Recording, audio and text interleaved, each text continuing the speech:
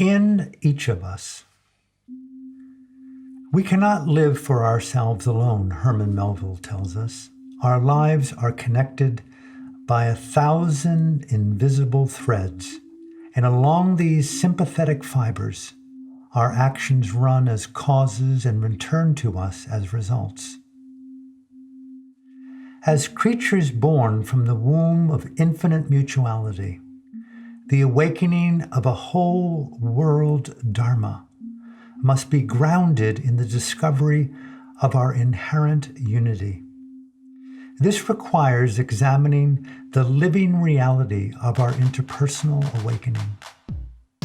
As Dr. Martin Luther King Jr. so famously acknowledged, we are tied in a single garment of destiny. What affects one directly affects everyone indirectly.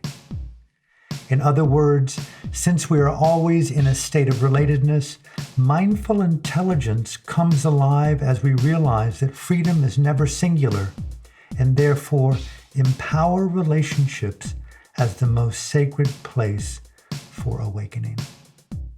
This expression of transformation is not about being here now with myself alone, but being here now together so we grow and transform together. What this means in contemporary trans-spiritual terms is that by engaging relationships, we discover ourselves.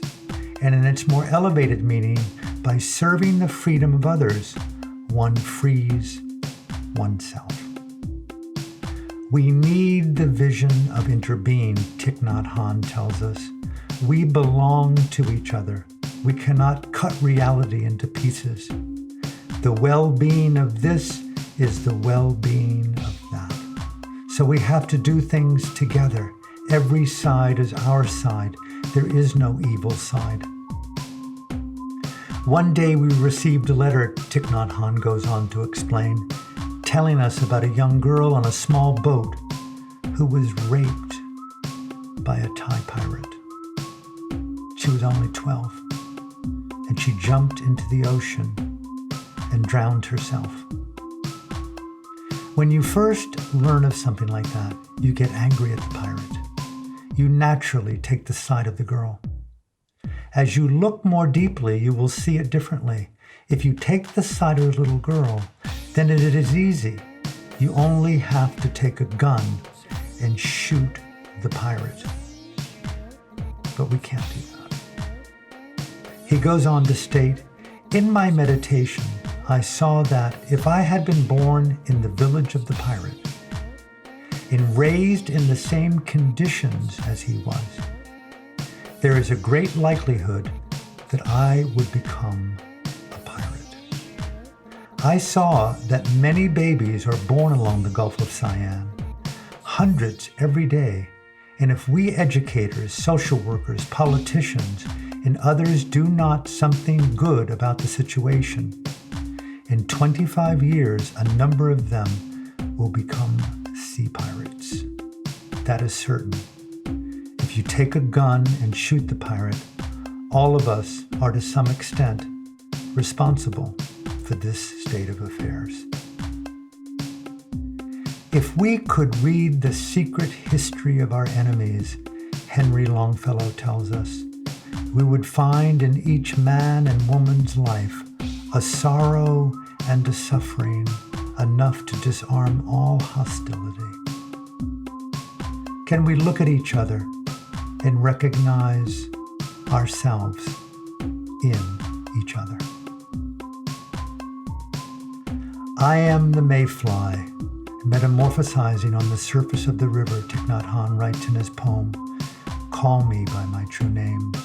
And I am the bird which, when spring comes, arrives in time to eat the mayfly. I am the child in Uganda, all skin and bones, and I am the arms merchant selling weapons to Uganda. I am the 12-year-old girl, refugee on a small boat, who throws herself into the ocean after being raped by a sea pirate, and I am the pirate, my heart not yet capable of seeing and loving.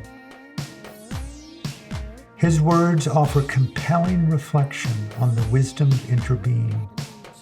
how we coexist together in a single fabric of mutual destiny, diverse faces of the one mind, and the importance of transforming anger and blame into compassion and love. Deal with the faults of others as gently as with your own, states an ancient Chinese proverb. In other words, I have found that the more we care for the happiness of others, the greater is our sense of well-being, asserts the 14th Dalai Lama. Cultivating a close, warm-hearted feeling for others puts the mind at ease.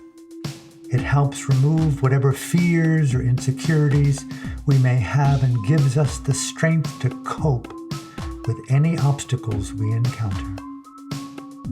Dostoevsky tells us, while nothing is easier than to denounce the evildoer, nothing is more difficult than to understand him. Let us remember, our shared humanity is more important than all the things that divide us.